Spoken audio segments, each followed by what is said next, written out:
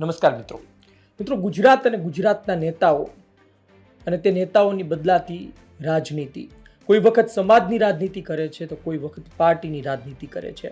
બીજી વાત એ છે કે મુખ્ય મુદ્દાઓ અને ખેડૂતો વિશે વાત કરતા નેતાઓ આવનાર દિવસમાં કઈ દિશામાં જઈ રહ્યા છે, આમ આદમી પાર્ટીમાં શું ચાલી રહ્યું છે અને હજુ હમણાં જેમણે રાજીનામું આપ્યું રાજુ કરપડા, તેની સાથે ધીમે ધીમે અન્ય આગેવાનો કેમ આવી રહ્યા છે, વિસ્તારથી ચર્ચા કરીશું પત્રકારની પંચાયતમાં નિશિત રાજ્યગુરુ પાસેથી.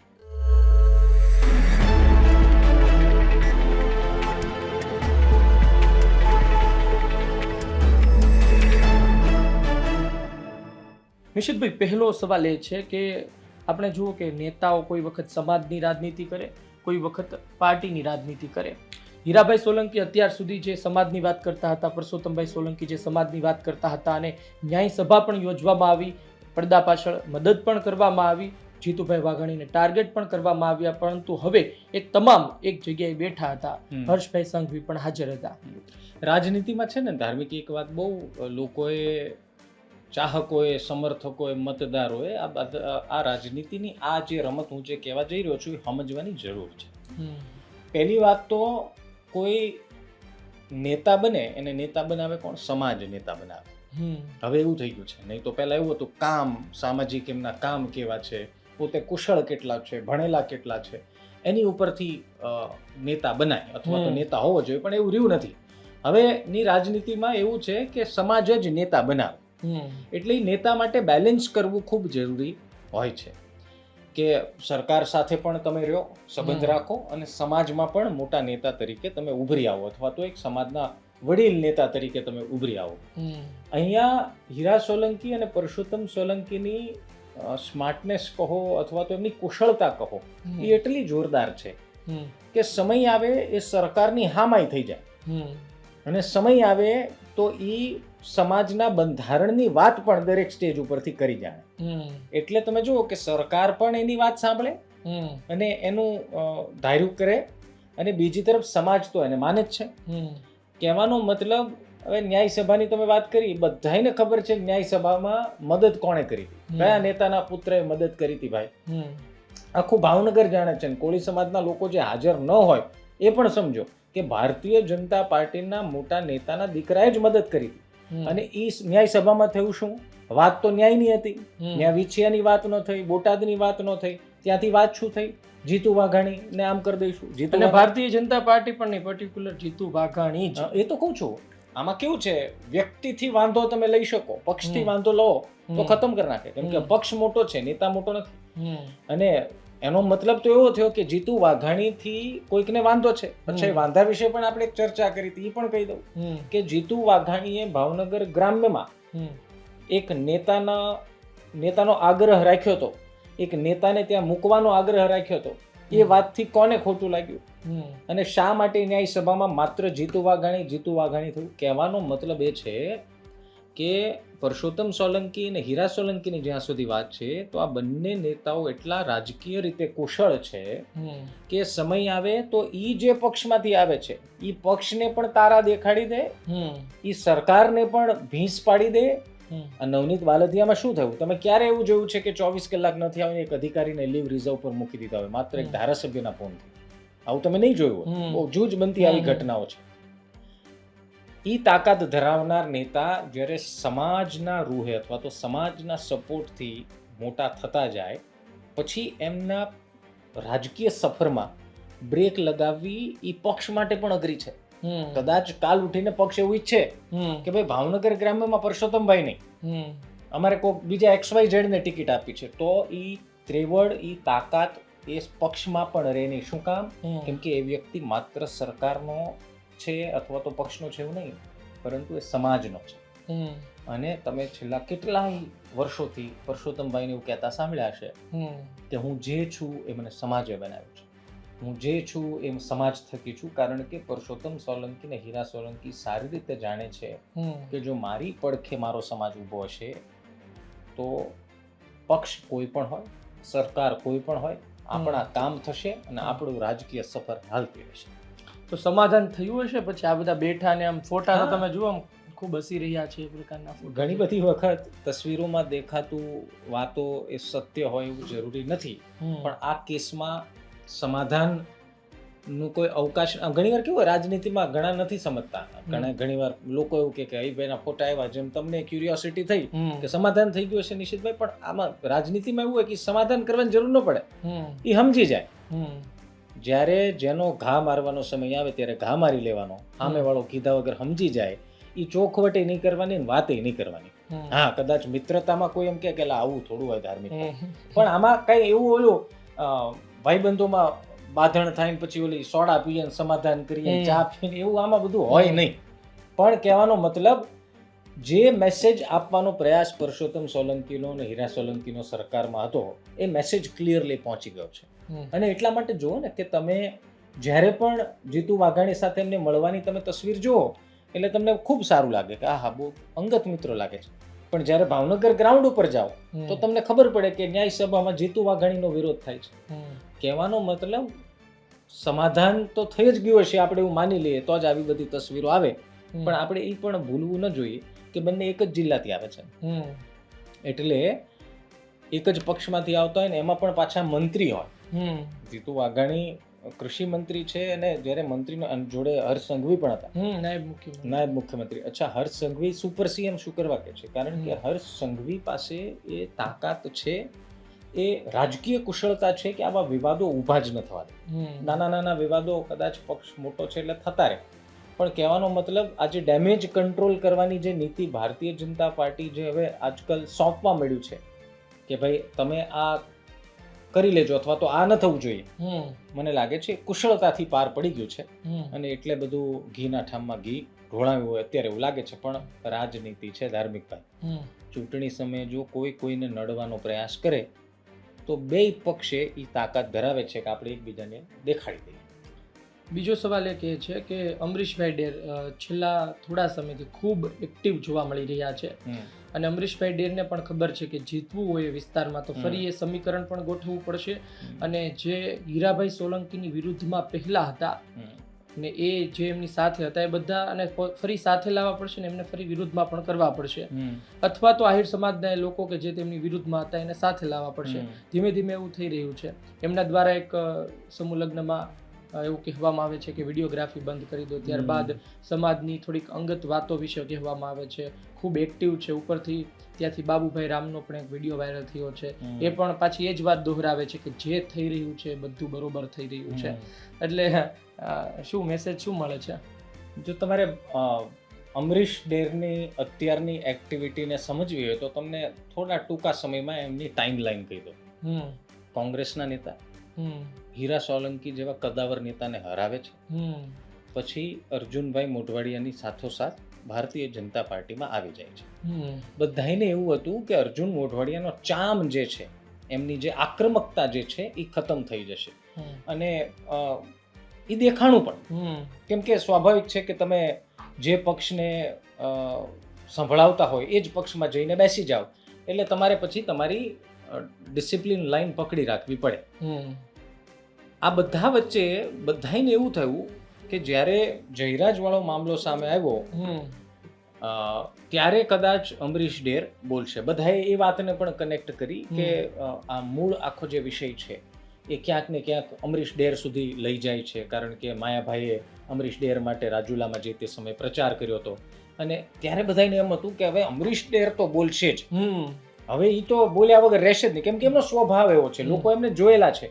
પણ તમે વિચાર કરો, ભારતીય જનતા પાર્ટીમાં ગયા પછી અમરીશ ડેર બદલાઈ ગયા એવું કહેવું હોય તો એમ કહી શકો, તમારે શાંત થઈ ગયા એવું કહેવું હોય તો એવું પણ કહી શકો, યા તો તમે એવું પણ કહી શકો કે સ્માર્ટ થઈ ગયા, વધુ હોશિયાર થઈ ગયા. હોશિયાર તો છે જ, એમના ચાહકો તો બધા જાણે જ છે. એટલે આ છે ને રાજકીય હોશિયારી છે.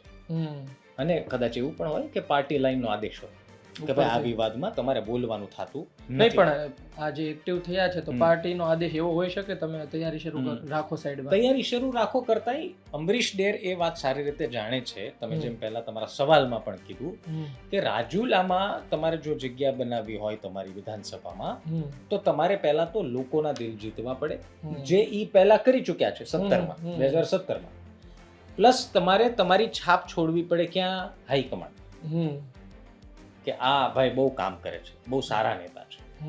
હવે અત્યારની પરિસ્થિતિમાં, અત્યારની હાલની પરિસ્થિતિમાં જે રીતના હીરા સોલંકી અને પરસોત્તમ સોલંકી એક્ટિવ થયા છે, સમાજની વાતો કરીને અથવા તો સમાજના બંધારણની વાત કરીને જે રીતના આગળ વધી રહ્યા છે, સરકારના નેતાઓને મળી રહ્યા છે, સરકારમાં પોતાની છાપ છોડી રહ્યા છે, એ પ્રમાણે અમરીશ ડેર એ વાત સારી રીતે જાણે છે કે હું જે કરું છું એનાથી વધુ કરવું પડશે. સામાજિક કાર્યક્રમમાં તો એ ભાગ લઈ જ રહ્યા છે, પણ એવી પણ ચર્ચા છે ને ધાર્મિક, કે નજીકના સમયમાં કોઈક મોટા કાર્યક્રમનું આયોજન થઈ રહ્યું છે જેની આગેવાની અમરીશ ડેરની છે, અને એવડો મોટો કાર્યક્રમ કે આખું રાજુલા જોવા ઊભું રહેશે. બરોબર ને? હવે જો આ રાજકીય નેતા આવી છાપ ન છોડે તો આવડા મોટા પક્ષમાં જ્યાં બધા ટિકિટ લેવા લાઈનમાં ઊભા છે, તમને શું લાગે છે અમરીશ ડેર એકલા એવા વ્યક્તિ હશે કે જેને કદાચ રાજુલાથી લડવું છે? ઘણા હશે. હીરા સોલંકી કેટલા વર્ષોથી ત્યાં જીતે છે, તો તમે એ વિચારો કે રાજુલા માટે ભારતીય જનતા પાર્ટીમાં કામ કરતા કાર્યકર્તાઓ જે છે, જે લગભગ 20-25 વર્ષથી રાહ જુએ છે, એમને પણ મહત્વકાંક્ષાઓ હશે ને. મોઢે તો એમ જ કે ના ના અમારા નેતા હીરાભાઈ છે, મનોમન તો બધા નેતાને એવું હોય ને કે ભાઈ મને પણ ટિકિટ આપી દે, હું પણ ક્યાંક લડી લઉં. દર વખતે જિલ્લા પંચાયત, તાલુકા પંચાયતમાં સ્થાન મળે એવું બરોબર નથી, સંગઠનમાં નથી સ્થાન જોતું, અમારે તો ધારાસભ્ય થવું છે. તેમ છતાં તો આ લાઈનમાં ઊભું રહેવા માટે, આ હરોળમાં ટિકિટ માંગવાની હરોળમાં ઊભા રહેવા માટે તમારે કંઈક મોટું કરવું પડે, અને એ જ મને લાગે છે અમરીશ ડેર સારી રીતે જાણે છે. મેં પહેલા કહ્યું હોશિયાર રાજનેતા થઈ ગયા છે, રાજનેતા છે, અને એમની હોશિયારી જે છે, એમની સ્માર્ટનેસ જે છે એ હવે બખૂબી કાર્યક્રમોમાં દેખાઈ રહી છે. બોલવાનું નહીં, કામથી ઓળખાવાનું. પાછું સૌથી અગત્યની વાત એ છે કે જેટલું એ અત્યારના ખૂબ સક્રિય છે, એટલે બતાવી રહ્યું છે તે ઓછું છે, હજુ પણ ઓછું છે. કારણ કે જે બાબત બહાર આવશે અને આપણે ચર્ચા કરવા લાગીએ તો પછી અંતે તો એ બધા રણનીતિને સોગઠાબાજી ખુલ્લી પડવા લાગે. એટલે ઘણું ખરું આજની તારીખ, એટલે એક વિડીયોમાં કહે છે કે બંધ કરી દો મોબાઈલ, એમ ઘણું ખરું એ નથી પોસ્ટ કરતા, અથવા તો લોકો વચ્ચે હજુ સુધી નથી પહોંચતું. જો આપણને તો એટલું જ દેખાય છે જેટલું એ દેખાડવા ઈચ્છે છે, જેટલું ઈચ્છે છે. કેટલીક 20% વસ્તુ એવી હશે જે આપણે શોધીને લાવીએ છીએ, જે તમારી સુધી નથી પહોંચતી. તેમ છતાં અમે, જે અમારું કામ છે, મૂળ પત્રકારનું કામ એ છે કે એ વિશ્લેષણ બહાર લાવવું અથવા તો એ વાતો બહાર લાવવી જે સામાન્ય રીતે તમારી સુધી ઇઝીલી ન પહોંચતી હોય. પણ હજી પણ કેટલાક એવા કાર્યક્રમો હશે જે પાઇપલાઇનમાં છે. અમરીશ ડેર, જો આમાં બીજું એક બેલેન્સ કરવું એક નેતા માટે અઘરું શું કરવા છે કે સમાજને પણ સાચવવાનો, અને પાછું ભારતીય જનતા પાર્ટી જેવા પક્ષમાં રહીને મોટા પણ થવાનું, જ્યાં ઓલરેડી તમારી આસપાસ મોટા નેતાઓ છે. અમરીશ ડેરની રાજકીય સફર ખતમ થઈ જશે, રાજનીતિ હવે મૂકી દેશે, હીરાભાઈ તો જગ્યા જ નહીં કરે, આવી બધી વાતો જ્યારે ભાજપમાં આવ્યા ત્યારે થતી હતી. અત્યારની એક્ટિવિટી જોતા એવું લાગે છે કે અમરીશ ડેરની વાતોથી કાંઈ ફેર પડ્યો નથી. બીજી વાત વચ્ચે એ પણ છે નિષેધભાઈ કે ધીરજ આહિરનું જ્યારે ઇન્ટરવ્યૂ કર્યું હતું ત્યારે એમણે કહ્યું હતું કે અમે લડીએ ચૂંટણી કે અમે જીતીએ, અથવા અમરીશભાઈ લડે કે અમરીશભાઈ જીતે, બધું એક જ છે. અમે તો, અમારે તો એવા પરિવારના સંબંધો છે. એમણે ત્યાં સુધી કહ્યું કે અમે બંને ચહેરા છીએ અને બંને ચહેરા અત્યારના આગળ વધી રહ્યા છે. ત્યાં સુધી એવું ક્યારેય બને નહીં કે રાજનીતિમાં કોઈ આવે અને એ એવું કહી દે કે મારી કોઈ મહત્વાકાંક્ષા નથી. એ સમય હતો જ્યારે વર્ષો પહેલા ભારતમાં રાજનીતિ દેશના વિકાસ માટે થતી હતી અને લોકો એમને સામેથી કહેતા હતા કે નહીં આપ અમારા નેતા બનો. એ સમય જતો રહ્યો. હવે જે કોઈ પણ રાજનીતિમાં આવે છે એ કંઈક ને કંઈક મેળવવા તો આવે, સ્વાભાવિક છે, એમાં કંઈ ખોટું પણ નથી. એટલે ભવિષ્ય અમરીશ ડેરનું શું છે એ તો આપણે આકલન કરવું એ મુશ્કેલ છે, પરંતુ એમનું વર્તમાન એ પોતાના હાથે સુધારી રહ્યા છે અથવા તો લખી રહ્યા છે એવું કહેવામાં કોઈ શંકા નથી. નહીં, મારો કહેવાનો સવાલ એ પણ હતો કે એક ચહેરો થોડો ડેમેજ થયો છે, તો આ ચહેરાને કદાચ અંદર ખાને વાત કરવામાં આવી અથવા એવી કોઈ બેઠકો થઈ હોય કે હવે તમે થોડો એક્ટિવ થાવ, એવું બને. જો કદાચ પાર્ટીનો આદેશ હોય કે આ વિવાદમાં તમારે કંઈ બોલવાનું નથી, તમારે કંઈ બહુ લાઇમલાઇટમાં આવવાનું નથી, અથવા તો એમણે ખુદ નિર્ણય લીધો હોય કે ભાઈ મારા રાજકીય કારકિર્દી પર દાગ લાગે જો હું આમાં બોલું તો, કારણ કે સમાજનો જ્યારે ઇશ્યુ આવે ત્યારે રાજનીતિ સાઈડમાં જતી, પછી તમે સમાજના વિલન બનીને ના ફરી શકો.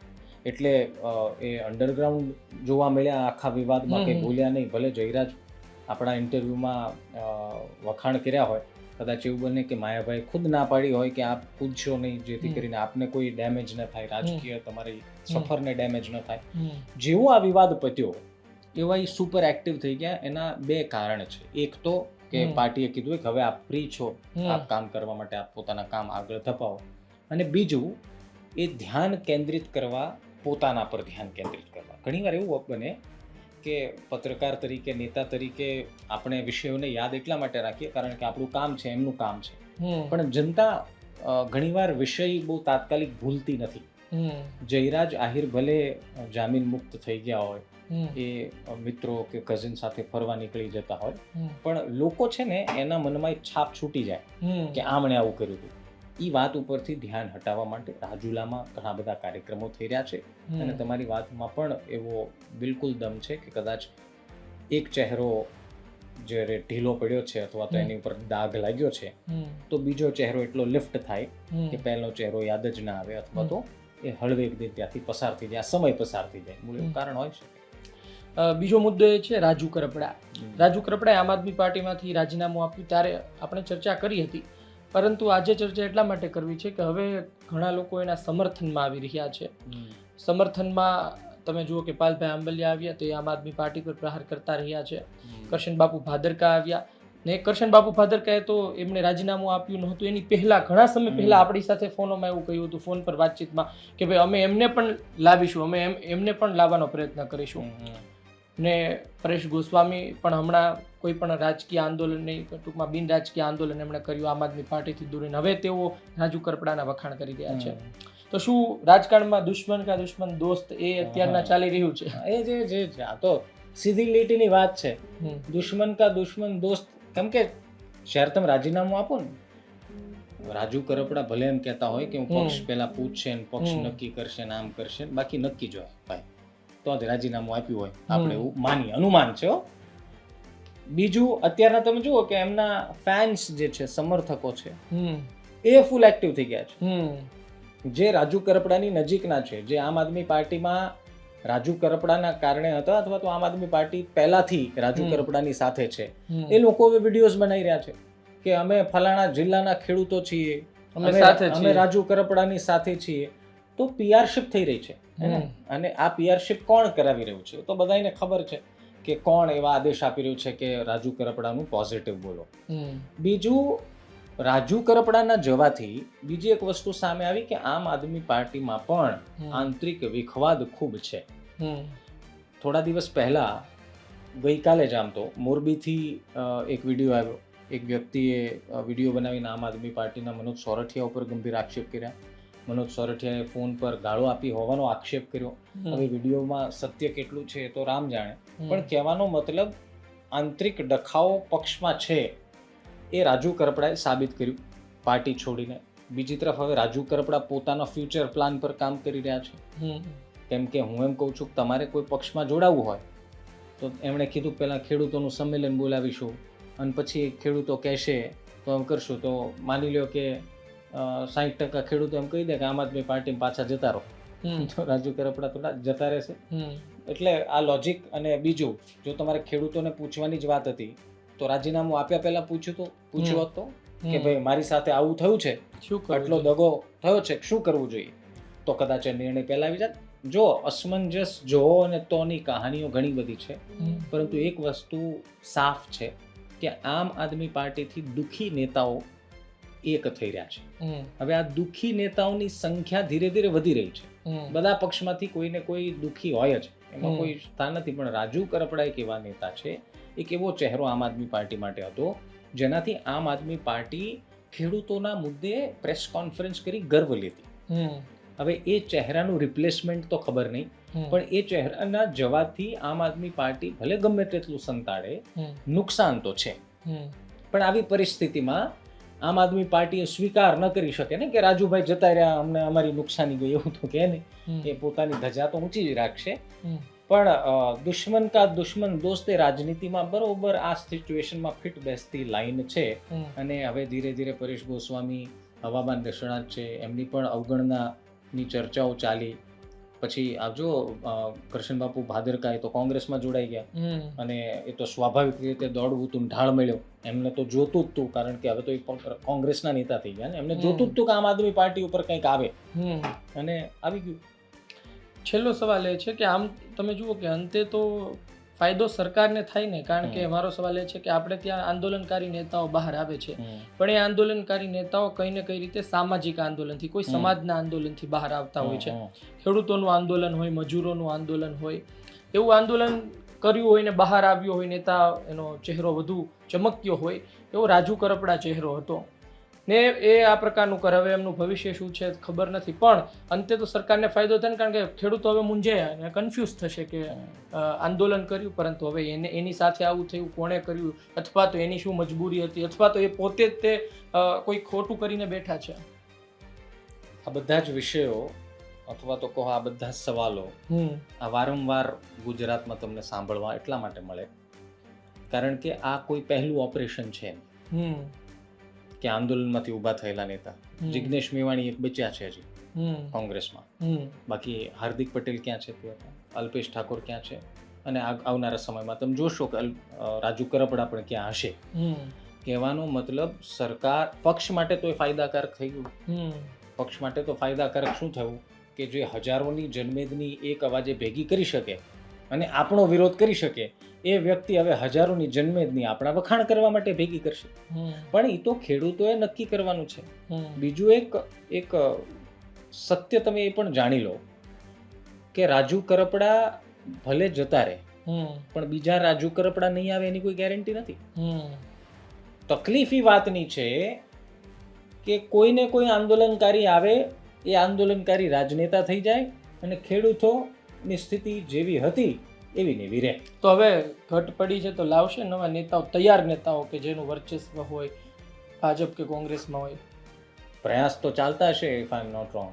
મને તો લાગતું નથી કે કોઈ એવી કોઈ હિંમત કરે કે ભારતીય જનતા પાર્ટી છોડી દે અને પછી એવો કંઈક આંદોલનકારી સ્વભાવ હોય તો વાત અલગ છે. પણ એક સંગઠનમાં સેટ થયેલો વ્યક્તિ, આંદોલનકારી વ્યક્તિ પોતાના પક્ષ સાથે છોડીને એવો તો મૂડ કેવી રીતના બનાવે કે હવે મારે આંદોલન કરવા નીકળી પડવું છે, અને એમ આંદોલનકારી બનાતું પણ નથી. રાજુ કરપડા આમ આદમી પાર્ટીમાં આવ્યા એટલે આંદોલનકારી થઈ ગયા એવું નથી. એ તો રાજનીતિ નહોતા ત્યારથી ખેડૂતોના મુદ્દે બોલે છે. ખેડૂતોને કેટલી વાર પાક વીમો અપાયો છે. કહેવાનો મતલબ એ છે કે બધા જ આંદોલન, હવે છે ને કોઈ આંદોલન કરે ને, મારી દર્શક મિત્રોને, ખાસ ખેડૂતોને મારે આ વિનંતી છે, તમને કોઈ આંદોલન કરવા માટે પ્રેરણા આપે ને તો એમની પાસે લખાણ લખાવી લેજો કે તમારે રાજનીતિમાં જવું છે, તમારે મુખ્યમંત્રી બનવું છે, તમારે મંત્રી બનવું છે, તમારો પ્લાન શું છે ભવિષ્યનો. કેમ કે તમારા ખભે બંદૂકનું નાળચું રાખીને ભડાકા કરતા આ સામાજિક નેતાઓ એ ચપટી વગાડતા રાજનેતાઓ થઈ જાય છે. હવે તમે મને એમ કહો કે રાજુ કરપડા માની લઈએ ભારતીય જનતા પાર્ટીમાં ગયા, તો પછી એ ખેડૂતો માટે શું કરશે? ખેડૂતો માટે તો એ બોલશે કે તમારા કામ હવે વધુ ઝડપથી થશે, પણ ખેડૂતો એના પર વિશ્વાસ કરશે? એવું તો ઘણા નેતા બનીને ખેડૂત નેતા બનીને બેઠા છે. કેટલા ખેડૂતોને કામે આવે છે. જ્યારે આ સહાય પેકેજ જાહેર કરવાનું હતું ત્યારે કેટલા નેતાઓ, કેટલા ભારતીય જનતા પાર્ટીના નેતાઓ ખેડૂતોને મળવા ગયા, ભાઈ તમે બધું મજામાં છે, જરૂર ન હોય તો મારી ગ્રાન્ટમાંથી લઈ લો, મને એટલા કરોડની ગ્રાન્ટ મળે છે તો આ વખતે મારા વિધાનસભા વિસ્તારના 10,000 ખેડૂતોને હું 2,000 રૂપિયા આપું છું. પણ આમ જે સામા પવને ચાલવા વાળા ખેડૂતો છે, જે ખરા અર્થમાં જાણે છે કઈ કઈ બાબતો એક ખોટી જ દિશામાં જઈ રહી છે. તમે જુઓ કે વિસાવદરમાં જયેશભાઈ રાદડિયાએ છેલ્લી ઘડીએ ખેડૂતો માટે તમામ દરવાજા ખોલી નાખ્યા. તમે માગો એ ખેડૂતોને આપતા હતા, ગાડીઓની ગાડીઓ ઉતારી નાખી. આમ છતાં પણ ખેડૂતોએ શું કર્યું? ભાજપ છે એટલે સામે. વિસાવદરનો સવાલ છે ને, આપણે પહેલા પણ ચર્ચા કરી કે વિસાવદરનો કહાની છે ને આખી અલગ છે. એ ધરતી કંઈક અલગ છે, વિસાવદરની જનતા અને વિસાવદરનો મૂડ કંઈક અલગ છે, અને એટલા માટે જ ગોપાલ ઇટાલિયા ત્યાં ધારાસભ્ય બન્યા છે. પણ તમે વિસાવદરનું એક્ઝામ્પલ બીજી જગ્યાએ સેટ ન કરી શકો, કેમ કે બીજી જગ્યાએ તમને એવી કહાની જ નહીં મળતી. સૌરાષ્ટ્ર સ્પેસિફિક વાત કરું તો પણ કે જ્યાં એવો નેતા કોઈ જન્મ લે જે સામા પવને ચાલે છે, પાછો એની વાતમાં લોકો વિશ્વાસ કરે. હવે તો એ જોવાનું ને કે ગોપાલ ઇટાલિયા કામ કેટલું કરે છે. વિસાવદર ખાલી ધારાસભ્ય બની જવાથી તો હું એમ કહું છું કે કોઈ સારો વ્યક્તિ, સારો ચહેરો એ કદાચ મેદાનમાં ઉતરે તો કદાચ ધારાસભ્ય બની જાય, પણ હું એમ કહું છું એ રાજકીય કુશળતા પ્લસ એ વિકાસનો કંઈક રોડ મેપ તો જોઈએ ને કે ભાઈ હું મારા વિધાનસભામાં મારા ખેડૂતો માટે આમ કરીશ અથવા તો મારા જનતા માટે આમ કરીશ. હું એમ કહું છું કે એવો નેતા તમને ક્યાં મળે છે અને જનતા ક્યાં એવા નેતાને ચૂંટે છે? સૌથી મોટો સવાલ. જનતા શું એવા નેતાઓ પર વિશ્વાસ, અને જો એવા નેતાઓ પર વિશ્વાસ કરતા તો 2022માં ભારતીય જનતા પાર્ટીની આટલી બધી સીટો ન આવી હોત. કોંગ્રેસના સુપડા સાપ, આમ આદમી પાર્ટીના સુપડા સાપ, આટલી જંગી બહુ રેકોર્ડ બ્રેકિંગ જંગી બહુમતી, તો એનો મતલબ તો એ થાય કે પોણા ભાગનું ગુજરાત તો સંતુષ્ટ છે. અને આમાં છેલ્લો સવાલ મારે પૂછવો છે કે કોંગ્રેસના મોટા મોટા નેતાઓ પણ ભલે પાલભાઈ મળ્યા પણ એ લોકો વાત કરતા હશે ને ઘણા લોકો પાસેથી સલાહ પણ લેતા હશે કે શું રાજુ કરપડાને લાવવા જોઈએ. કદાચ એ ના પાડે છે તો પણ મનાઈ લેશું, પણ લાવવા જોઈએ કે ન લાવવા જોઈએ, તમે શું વિચારો છો? કોંગ્રેસ પ્રયાસ કરે છે, એ 100%ની વાત છે. અમિત ચાવડાએ પહેલા દિવસથી એમની યાત્રા શરૂ હતી દક્ષિણ ગુજરાતમાં, ટ્રાઇબલ બેલ્ટમાં. ત્યાંથી એમણે કીધું હતું, ત્યાંથી એમણે સીધી રીતનું આમંત્રણ રાજુ કરપડાને આપ્યું હતું. કોંગ્રેસ માટે તો સ્વાભાવિક રીતે ફાયદાકારક છે રાજુ કરપડા જો જાય તો. એનું કારણ એ છે કે તમારે ખેડૂતોના વિષય પર એક નેતા તો સુપર એક્ટિવ છે પાલાંબલ, અને એ સૌરાષ્ટ્રથી જ છે. બીજા તમને નેતા મળી જશે રાજુ કરપડા જો જાય તો એનાથી ફાયદો શું થશે? તમારી પાસે જે બચેલા સૌરાષ્ટ્રના એકમાત્ર ધારાસભ્ય છે એ પણ તીખા તેવરવાળા છે, વિમલ ચુડાસમા, કોળી સમાજમાંથી આવે છે. કહેવાનો મતલબ જો કોંગ્રેસમાં જાય તો હું એવું માનું છું કે આ 3 લોકો ભેગા મળીને સૌરાષ્ટ્રમાં કોંગ્રેસ માટે કમાલ કરી શકે છે. તમારી પાસે બીજા સિનિયર નેતાઓ તો છે, પરેશ ધાનાણી જેવા નેતાઓ છે તમારી પાસે. અચ્છા, ચોથા યુવા ભૂલી ગયો, પ્રતાપ દુધાત. આપ જો હું એમ કહું છું કે સૌરાષ્ટ્રમાં જ્યાં કોંગ્રેસ લગભગ ખતમ થઈ ગઈ છે, સીટની જીતની ટકાવારીમાં કહું છું કે એક જ બચ્યા છે હવે તો, વિમલ ચુડાસમા. તો રાજુ કરપડા જો આવે તો મને લાગે છે કે સૌરાષ્ટ્રમાં કોંગ્રેસમાં એક નવો જીવ આવી શકે છે. પણ પછી પાછું તમે રાજુ કરપડાના એંગલથી વિચારો કે શું રાજુ કરપડા એ કરવા ઈચ્છે છે? આમ આદમી પાર્ટી જે લડવાના તમામ દરવાજા એમની માટે ખુલ્લા રાખ્યા હતા અને એમની રીતે એમણે કાર્યક્રમો કર્યા, એમાં પક્ષે જે સપોર્ટ પણ કર્યો, તો શું કોંગ્રેસમાં પાછું એ શક્ય છે ખરી? કોંગ્રેસમાં આંતરિક ડખા કઈ ઓછા થોડા છે કે ફરી રાજુ કરપડાને એ કરવા? અને કદાચ એવું બને કે રાજુ કરપડાનું દિલ એવું કહેતું હોય કે મારે તો એ જ આંદોલનકારી રહેવું છે, મારે કોઈ દી નેતા થવું જ નથી, ધારાસભ્ય તો ના ભાઈ ના, મંત્રી બિલકુલ નહીં, એવું જો એ વિચારતા હોય તો કોંગ્રેસમાં જશે. બાકી તમે બધા હોશિયાર છો, અને તમે તો હોશિયાર છો, તમને ખબર છે, જનતાને ખબર છે કે આમ આદમી પાર્ટી જ્યાં લડવાનો અવસર હતો અથવા તો લડવાનું જ હતું, હવે એ જ લડવાનું પાછું કોંગ્રેસમાં જઈને કરવાનું. એ કોંગ્રેસમાં જે 30 વર્ષથી સત્તાથી દૂર છે તો કયો વિકલ્પ પસંદ કરે? એટલે આ હોશિયાર લોકો બધા સમજી જાય, અને તમે સમજી જ ગયેલા છો. આમ તો બધી ખબર જ, આ તો ઓફિશિયલ એનાઉન્સમેન્ટ, ઓલું સંમેલનનું ગતકડું ની બધું બાકી છે, બાકી બધું પહેલેથી સેટ હોય એ તમને ખબર જ છે. જી, તો દર્શક મિત્રો, આપણે 2 મુદ્દા પર વાત કરી. રાજુભાઈ કરપડાનો મુદ્દો છે અને જે રાજુલા વિધાનસભાનો મુદ્દો છે. જે બગદાણાની બબાલ શાંત થયા બાદ એ બબાલ ઉડતી અત્યારે હવે રાજુલામાં ફરી રહી છે. જોઈએ આવનાર દિવસમાં શું થાય છે રાજુલા વિધાનસભામાં અને આમ આદમી પાર્ટીમાં રાજુભાઈ કરપડાના આવનાર ભવિષ્યમાં. ગુજરાત તક જોતા રહેજો. આ પત્રકારોની પંચાયત પસંદ આવી હોય તો લાઈક કરજો, શેર કરજો. ધન્યવાદ.